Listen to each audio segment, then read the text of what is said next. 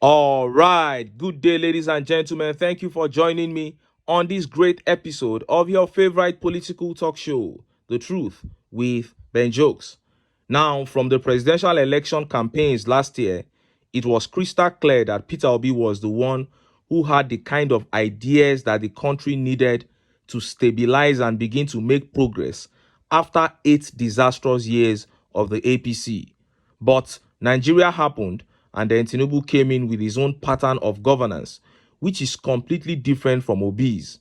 Even in areas where they proposed the same policy, the method or manner of implementation are worlds apart. And after 1 year of experimenting with his own pattern, Tinubu is today left with a disgruntled, frustrated, indigent, hopeless, and an angry populace who are close to a revolution. But all through Tinubu's 1 year in office, Peter Obi has always offered him free tutorials on what to do. Whenever they announced a government policy that is bound to fail, Obi would respond immediately with a call for them to abort, but they would ignore. And when they began taking on projects under the Ministry of Works led by David UMAHI, Obi told them that the direction they were going with projects was wrong. He told them to prioritize major projects that concerned the people, especially the ones that have been abandoned. Obi said the current economy does not permit starting billions of dollars worth of projects, as those projects would likely end up in the list of abandoned projects. But this administration refused to heed Obi's counsel. They went ahead, started some new projects, including the 15 trillion naira worth Lagos-Calabar Coastal Highway. Now they are stuck. David Umahi just came out some hours ago to say that the government can no longer fund all the projects. They are now ready to do it the Peter Obi way. Before I show you what they said and how Nigerians reacted, let me quickly show you this sad video coming out of Saints Academy in Jos, Plateau State. See the video. It was a moment of anxiety, tears, and uncertainty as parents received the news of the collapse of Saints Academy. For some of the eyewitnesses, some students lost their lives, while others escaped narrowly.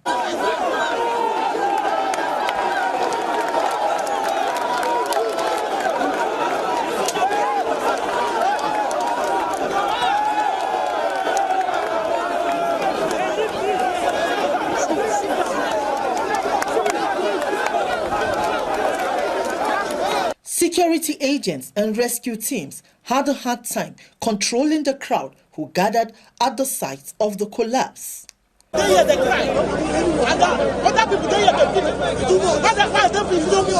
An eyewitness who was one of the first responders narrated what he saw. I saw dust. I was thinking it's a house that collapsed, not knowing that it's a school that collapsed with teachers and students inside. I rushed to the venue. I saw a student raising his hands for help inside the hole. So I called a friend of mine to help. Then we found out that there were more children. We kept bringing out as more people came to join in the rescue effort. The rescued were taken to several hospitals around Jos town, while the casualty figures remain sketchy. What is known now is that beneath these ruins, an unknown number of students are trapped. Witty David, AIT News, Jos. Wow, so sad. May the souls of the departed rest in peace, and I wish the bereaved families the fortitude to bear the loss. Anytime a building, especially a public building, collapses on its own, it is a huge pointer to government failure, because all these things are supposed to be vetted before they are put on ground. But our society is a failing one. From reports, the engineers that put up the story building did an extremely bad job. And it boils down to our values for human lives in this country. Because with effective town planning, things like this will not be happening. But when they come around, they will just tip them, bribe them, and they will go. From government officials to individual businessmen, Nigerians just want to exploit fellow Nigerians. And that is why our country is ranked as one of the most dangerous places to live in worldwide. to sanitize our country, we need to get it right in the area of leadership. I haven't seen any government official pay a visit to that site yet. 22 lives lost, over 130 persons injured. No minister, no governor or presidential team has visited. And if care is not taken, Peter Obi might be the first politician to register physical presence to condole with affected citizens. It's such a shame. Now, let us look at how TINUBU and Minister of Works David UMAHI have decided to heed Peter Obi's tutorials on how to go about national projects in a harsh economy. Look at how the papers reported it.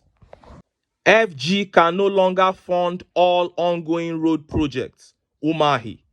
The Minister of Works, Senator David UMAHI, has stated that the federal government can no longer fund all ongoing projects in the country at the same time. Speaking during a press conference on Friday, UMAHI said he had been directed by Bola Ahmed Tinubu to review all projects in the country to decide those that will be given priority. The minister, while stating the government was not considering dumping projects it inherited, clarified that projects that will be considered for funding would have reached 80% completion. The Federal Executive Council has directed we should review the projects to availability of funds and make proposals to FEC. If such a project has attained about 80% of completion, then we will make proposal to it for subsequent appropriation. When this money is made available, such projects will be made a priority so that it will be completed. That is what we are going to do. The president has not stepped down any project. On the issue of new projects, if we have appropriation that has not completed at least 1 kilometer, we are not going to carry out such appropriation. That is what FEC is concerned about. We can't have 500 million naira on budget, but procurement is supposed to be 50 billion naira or 100 billion naira, and you go ahead to award such a project. We have been directed not to do so. He added that contractors that are not ready to accept the new terms should terminate the contract. He also decried the politicization of road projects, where lawmakers were only concerned with citing projects in their communities, even when the government did not have funds to construct them. There is a political angle award of contracts where we have politicians putting the ministry under pressure just to tell their constituency or community that project has been awarded. If we continue like this, we are just helping the contractor, as the money we have is not enough, and when you give it to them, they will pocket it and do nothing. You heard that. Now, this was exactly what Peter Obi told them when they were about to destroy the landmark beach, an investment worth over $200 million in order to start the Lagos to Calabar Coastal Highway project. Obi told them, he said, look out for abandoned projects. They are all over Nigeria. Complete them instead of taking down this huge investment and rendering people jobless for a project that you are going to abandon. He said you cannot complete that project in a decade. They called him all sorts of names. Today, they are saying all new projects whose appropriation has not reached 1 kilometer will not be funded until further notice. That is it. They are talking about the coastal highway because they have not even started. It's not even up to 1 meter. They have abandoned the coastal highway project after wreaking such massive havoc. And look at how Nigerians reacted. Look at some of the tweet reactions. Tweet here by Prince Chioke says, here they go. They destroy existing businesses in the disguise of road construction, and then story changes. That is it. What a heartless set of people. And Akinola here says, they can't fund projects. They can't increase salary. No CNG buses. They can't reduce inflation. The economy they can't fix. What can they do then? What is it that you can do? Why are you there? Everything you are giving excuses. Even the ones we have on ground, you are destroying them. Investors are leaving Nigeria. Then you go and destroy a project, an existing business that is worth over $200 million. And this tweet here by Yazid Sada says, what will be the benefits of Nigerians with all this suffering? No education, no power, no health. Every aspect of government can no longer be funded, while everyone in corridor of power enjoyed all entitlements. That is it.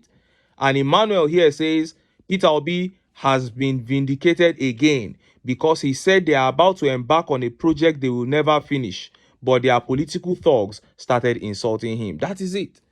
But we can all see that now. And Charles here says, was Mr. Peter Obi not correct in the first place? I will keep saying it. He is the only solution to the current problems faced in Nigeria. These other politicians are just ordinary criminals. Even UMAHI, he will soon answer what he has been doing with all the monies approved to him. And this tweet here by Abdul says, then they should resign. It was obvious that this administration rushed into starting new road projects solely to score early political goals. Anyway, Mr. President told us he knew what he was getting himself into and that he was ready for it. No excuses, please. And finally, Kenny here says, I hope Nigerians don't forget how quickly and forceful David Umahi was to destroy the landmark resort investments, destroying the budding tourism industry, even against all public outcry. His action was fierce, purposeless from the start, and was clearly driven by push or fear, hate against the prosperity of the Nigerian state. His bogus coastal road has since been silenced since after destroying the target investments. It is sad. The government should protect investments as a way to reduce unemployment and improve revenue generation through taxes and tourism. Umahi took his shot. I hope Nigerians refuse to forget or forgive him. Umahi, TINUBU, and the entire APC don't deserve the forgiveness of Nigerians. But like I always say, these guys have come to steal, to kill, and to destroy. So I am not surprised they have done this. I know that more evil will come from their hands. But who is at the receiving end of all this evil? It is the Nigerian people. And we have the number. No matter how a group of people think they are well organized or they are strong, I tell you, power is in the hands of the people. If the people can unite and say we are sick and tired of this nonsense and it must stop, I'm telling you, in a very short while, you will begin to see changes. And when are the changes going to start coming? When we are able to unite and kick the APC out of power. They have done it in Kenya. They have done it in Niger Republic. We have seen how these things can be done. It is not rocket science and it is not fiction.